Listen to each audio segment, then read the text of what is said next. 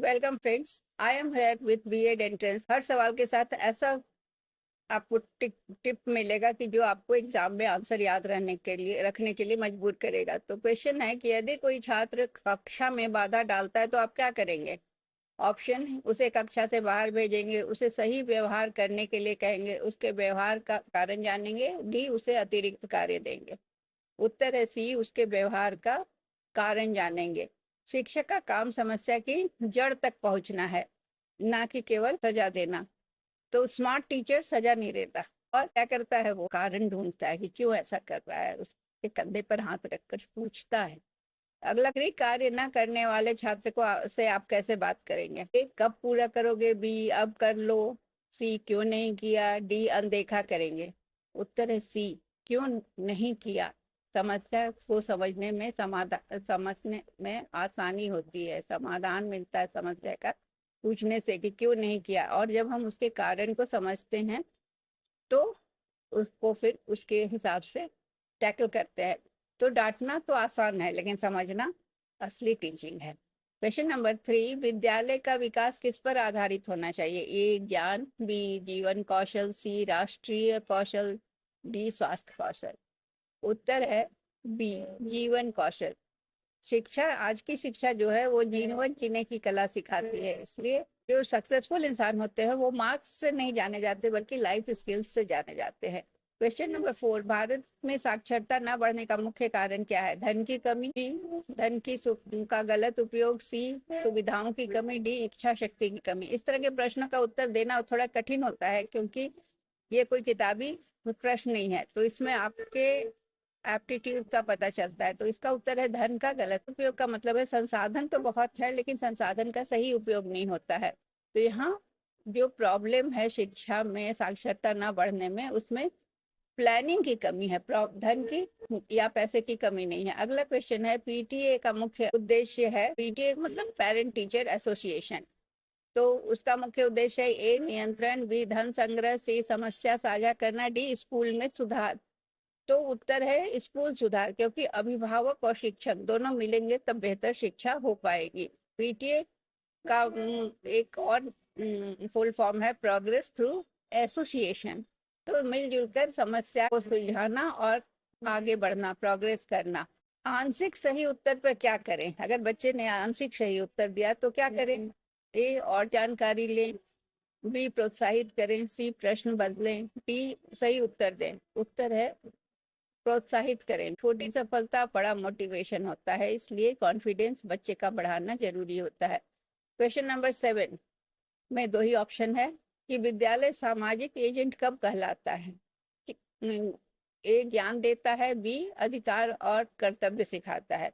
तो उत्तर है बी अधिकार और कर्तव्य सिखाता है। समाज में जीना सिखाना ही असली शिक्षा है। तो स्कूल से पढ़ाता ही नहीं है बल्कि समाज बनाता है। स्कूल से पढ़ के ही बच्चे बाहर निकलते हैं तो एक समाज का निर्माण करते हैं। क्वेश्चन नंबर 8, छात्रों से अच्छा संबंध कैसे बनेगा। ए प्रेम, बी मित्रता, सी व्यक्तिगत ध्यान, डी अच्छा संचार। उत्तर है डी अच्छा संचार। कम्युनिकेशन ही बॉन्डिंग की कुंजी है। जब आप अच्छे से बात करेंगे तो आपका बॉन्डिंग छात्रों के साथ बढ़ेगा। तो communication strong, relation strong. So communication बहुत इंपॉर्टेंट है। प्रश्न संख्या 9, शिक्षक सम्मान कब पाता है। ए नवाचार, बी नोट, सी किताब पढ़ना, डी होमवर्क न देना। उत्तर है ए नवाचार, कुछ इनोवेटिव काम करता है। तो इनोवेटिव काम से मतलब उसकी क्रिएटिविटी पता चलती है और क्रिएटिविटी से सम्मान मिलता है। तो इनोवेटिव टीचर ही फेवरेट टीचर होता है। क्वेश्चन नंबर 10, नैतिक मूल्यों का विकास कैसे होगा। ए गतिविधियों से, बी व्याख्यान से, सी कहानियों से, डी आदर्श बनने से। उत्तर है डी आदर्श बनना। अगर आदर्श व्यवहार रखेंगे तो बच्चे देखकर सीखते हैं, तो टीचर जैसा करेगा वैसा बच्चा करेगा। क्वेश्चन नंबर 11, टीचिंग एड्स क्यों जरूरी है। ए शिक्षक की मदद के लिए, बी इंद्रियां सक्रिय करने के लिए, सी ध्यान बढ़ाने के लिए, डी अर्थपूर्ण शिक्षा के लिए। उत्तर है अर्थपूर्ण शिक्षा।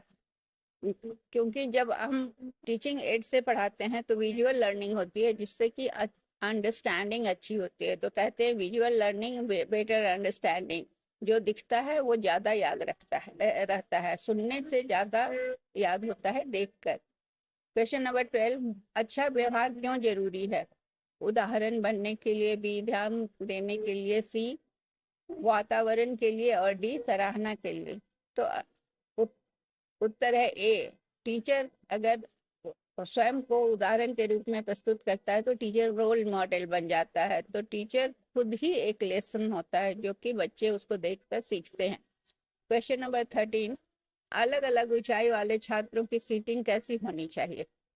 ए रैंडम, बी छोटे आगे, सी हाइट बेस्ड। उत्तर है बी, मतलब छोटे आगे, विजिबिलिटी और पार्टिसिपेशन। छोटों को आगे बैठाया जाएगा तो पीछे जो लंबे बच्चे हैं वो पीछे बैठेंगे तो सबको बोर्ड में देखने में सहूलियत होगी।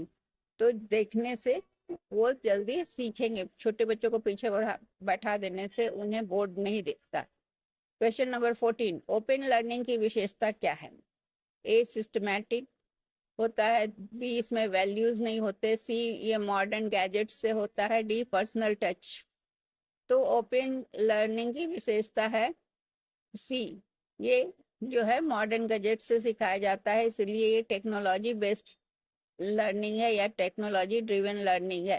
तो डिजिटल सीखना का मतलब हुआ कि स्मार्ट सीखना, इससे बच्चे स्मार्ट लर्निंग करते हैं। क्वेश्चन नंबर 15, स्कूल के समूह का उदाहरण है? ए प्राइमरी, बी सेकेंडरी, सी सप्लीमेंट्री, डी टर्शरी। उत्तर है बी सेकेंडरी। फैमिली प्राइमरी है, स्कूल सेकेंडरी है ना। तो घर बनाता है इंसान और स्कूल बनाता है समाज, इसलिए सेकेंडरी हो गया। क्वेश्चन नंबर 16, लाइफ स्किल्स के बारे में क्या गलत है?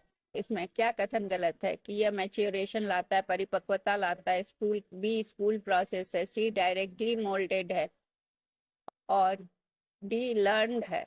तो उत्तर है सी, यह डायरेक्टली मोल्डेड नहीं है बल्कि धीरे धीरे विकसित होते हैं। और लाइफ स्किल्स सिखाए नहीं जाते हैं, किसी को लाइफ स्किल्स आप सिखा नहीं सकते, वो विकसित होते हैं देख कर समझ कर। क्वेश्चन नंबर 17, छात्र घर आकर समस्या बताए तो पेरेंट्स क्या करें? भागने को कहें, या माता पिता से बात करें, या मदद करें, या मना करें? उत्तर है मदद करें।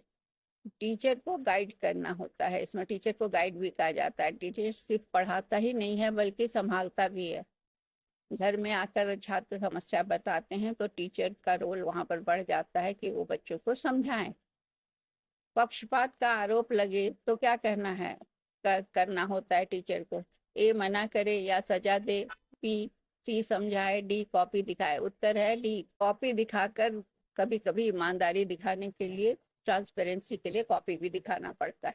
स्कूल की जिम्मेदारी, क्वेश्चन नंबर 19, स्कूल की जिम्मेदारी क्या है? पहला, ए समाज बदलना, बी बच्चे को समाज के अनुसार ढालना, सी मानव प्रकृति बदलना, डी समाज बदलने की तैयारी। उत्तर है बी, बच्चे को समाज के अनुकूल बनाना, सोशल एडजस्टमेंट ही इसका उत्तर है। और स्कूल और सोसाइटी दोनों, स्कूल जो है वो सोसाइटी के लिए ट्रेनिंग ग्राउंड है, इसलिए बच्चों को इस तरह से ट्रेन करना है। क्वेश्चन नंबर 20, चीटिंग कारण नहीं है। चीटिंग का कारण आलस, बी दबाव, सी डर, डी आत्मसम्मान। चीटिंग से क्या घटता है? चीटिंग से सेल्फ रेस्पेक्ट घटता है, आत्मसम्मान घटता है, इसलिए उत्तर है डी। सेल्फ रेस्पेक्ट वाला जो व्यक्ति होता है या जो बच्चा होता है वो चीटिंग नहीं करता है। क्वेश्चन नंबर 21, खेलों का महत्व क्या होना चाहिए? खेलों के महत्व के बारे में अगर कहा जाए तो क्या यह समय की बर्बादी है? ए बी पढ़ाई कम होती है इसकी वजह से, सी ये मनोरंजन का साधन है, डी विकास। उत्तर है विकास। तो इस खेल और पढ़ाई से होलिस्टिक डेवलपमेंट होता है, ऑलराउंड डेवलपमेंट होता है। तो खेल कूद से बच्चे स्मार्ट बनते हैं, इसलिए स्कूल में खेल कूद का अवसर जरूर होना चाहिए।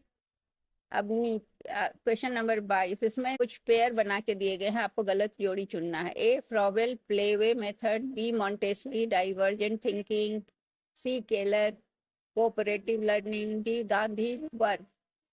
तो कौन सा गलत है? तो इसमें सी है गलत, केलर का कोऑपरेटिव लर्निंग नहीं है। हर थिंकर की अपनी फिलॉसफी होती है, इसमें केलर कोऑपरेटिव लर्निंग के जन्मदाता या समर्थक नहीं थे। क्वेश्चन नंबर 23, सर्कल सिखाने का बेस्ट तरीका क्या है? ए एक चित्र, बी विभिन्न आकार, सी सर्कल एक्लिप्स,